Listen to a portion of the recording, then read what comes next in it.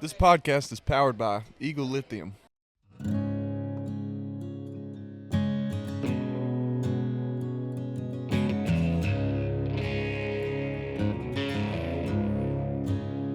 This is the Crappie Connection, brought to you by Redneck Rubber, Power Crappie, Visit Ridgeland, B&M Poles, K9 Fishing, Cornfield Fishing Gear, Bobby Garland Baits, Genco Fishing, Denali Rods, The Direction TV, Top Hat Jigs, Crappie Magnet, Anderson Minnow Farm, Hook and Bullet Purpose-Built Optics. What's up, guys? Brad Chappell back at the 2022 Wildlife Extravaganza in Pearl, Mississippi. This is our second year here.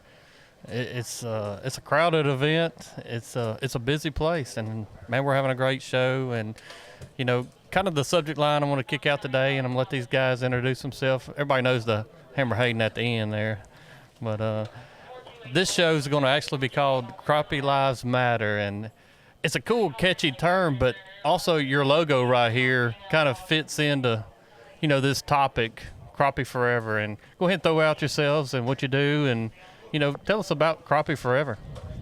My name's Daniel White. I'm from Brandon, Mississippi here, and Crappie Forever is something we came up with about a year ago.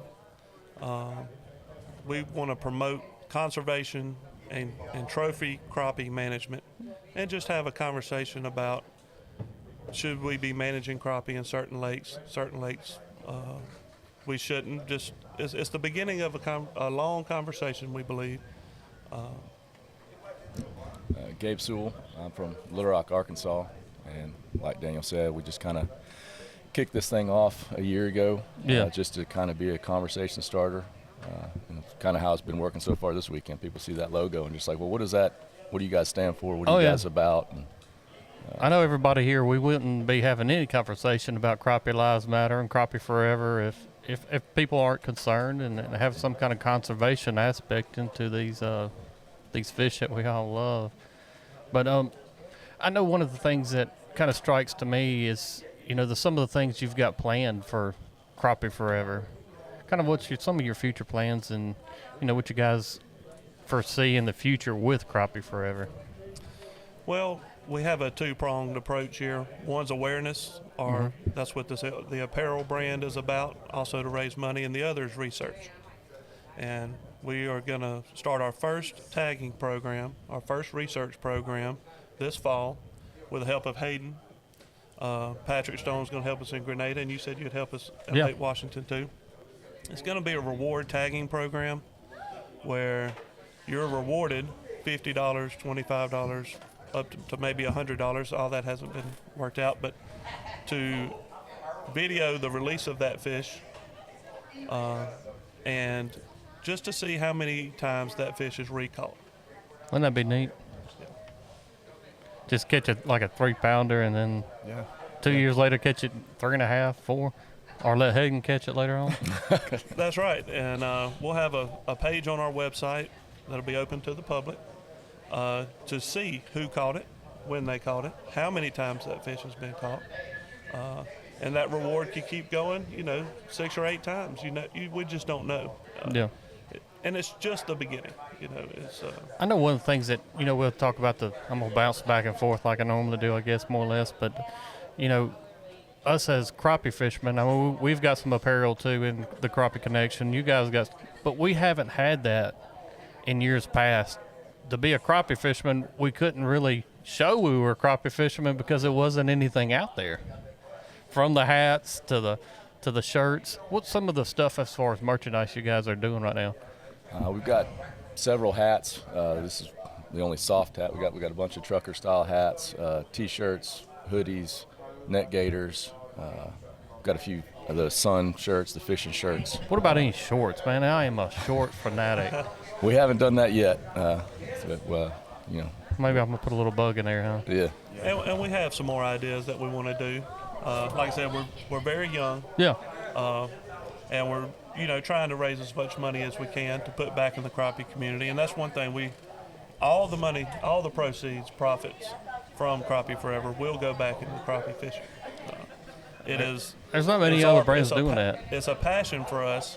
This is not a job for us. We have full-time jobs. This is something we want to give back and help grow, just like the Crappie Connection is, and help grow the industry and help all these fisheries as best we can.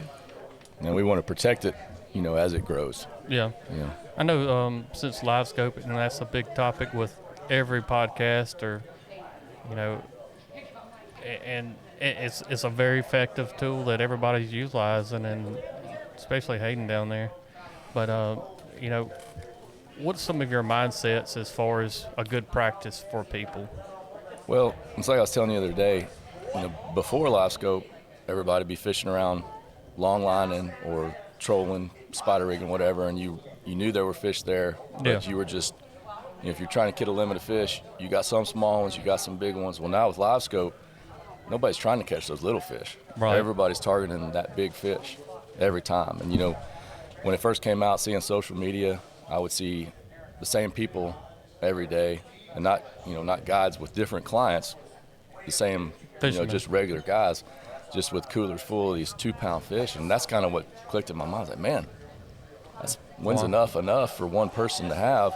And it's just kind of always been a mindset for crappie fishermen, I think, that it wasn't always that easy to get them. And when you get them, you want to get them. So now it's like, well, you don't really need them. I was that guy them for a long time. Yeah, when I first started live scoping, I was keeping limits of fish basically every day I went fishing, because that's just kind of what I thought of crappie fishing. Yeah. Catch a crappie, you keep a crappie. That's kind Absolutely.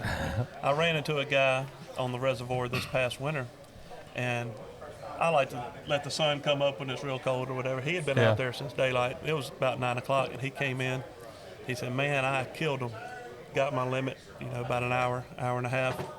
He said, man, I hate to leave him. I said, why did you leave him? Yeah. He said, and he had a confused look. I said, you can catch and release crappie. Right. And it just blew his mind. He just never thought of it that way. And he's like, you know what? And he went right back out there and started fishing again. I mean, it really never occurred to him. Yeah, if you want to really flip out some fishermen around you, start catching fish and throwing them back in the lake. Yeah. Yeah. So it's a mindset kind of thing that we're just getting started with, the whole community, not just us. Yeah. That catching and releasing crappie is a sport fish. Right. It's not just a panfish. It's a lot of fun to go catch crappie all day and never keep one.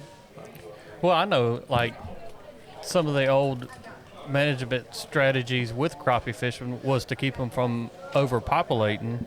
And as a youth growing up, which, was a couple of days ago, but, everybody only crappie fished in the springtime.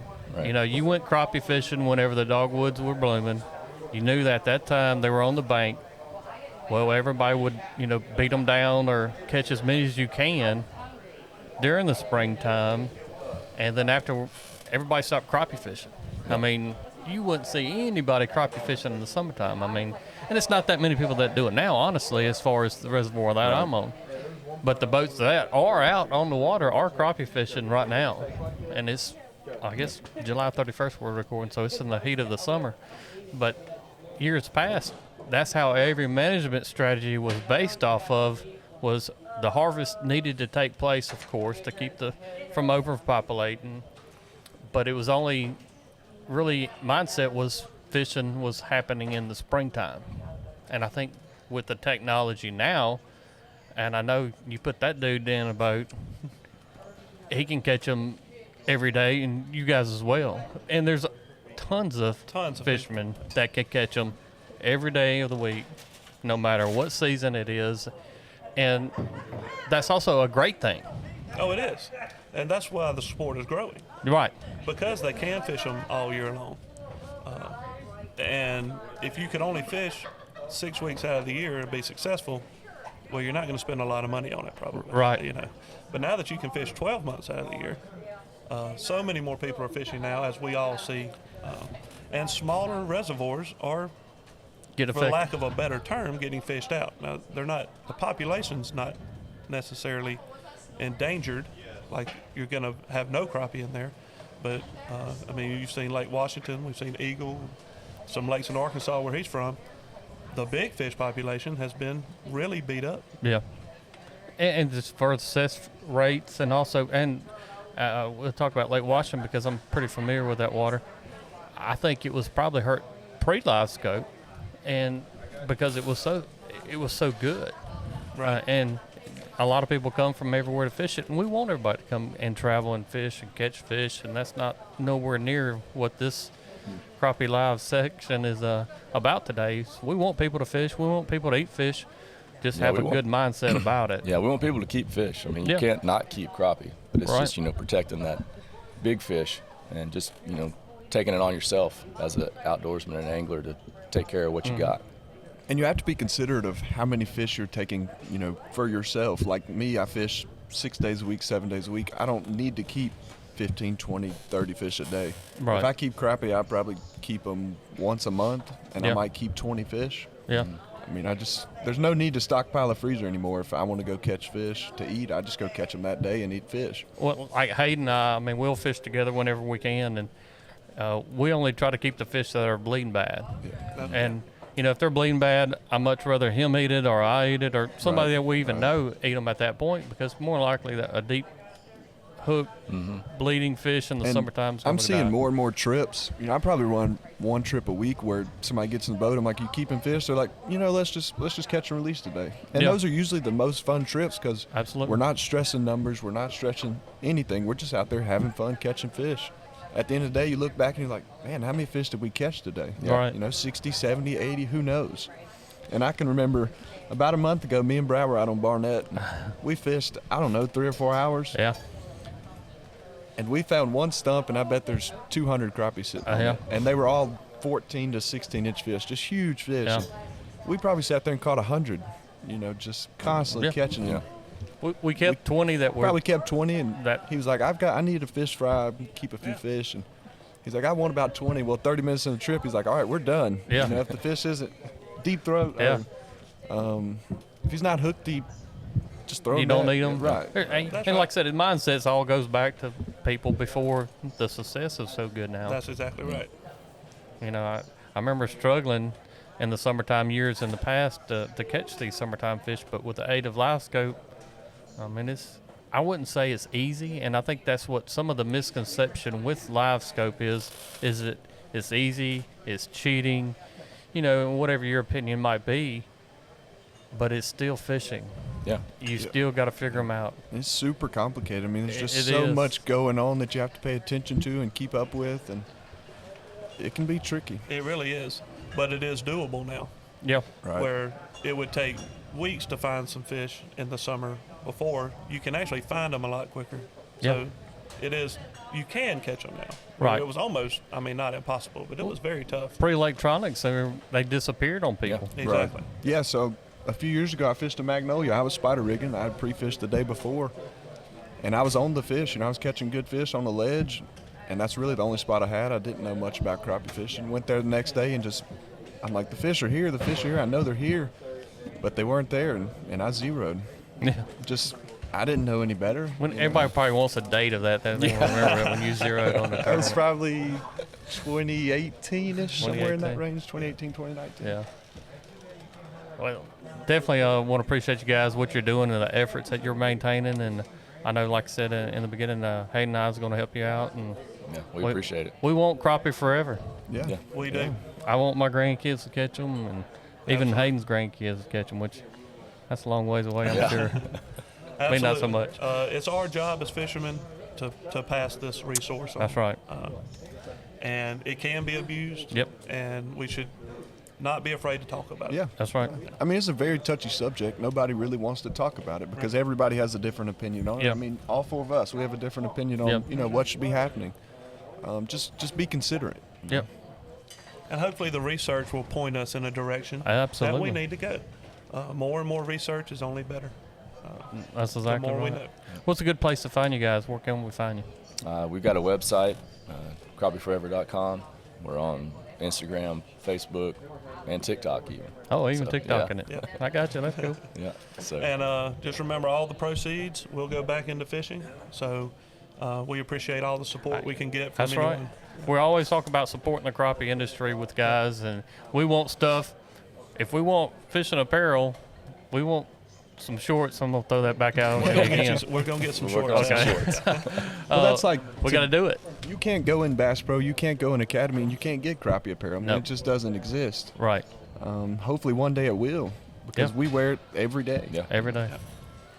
All right. Until next time, I got Brad Chappell here. Hayden Jeffries. Daniel White. Gabe Sewell. Holla.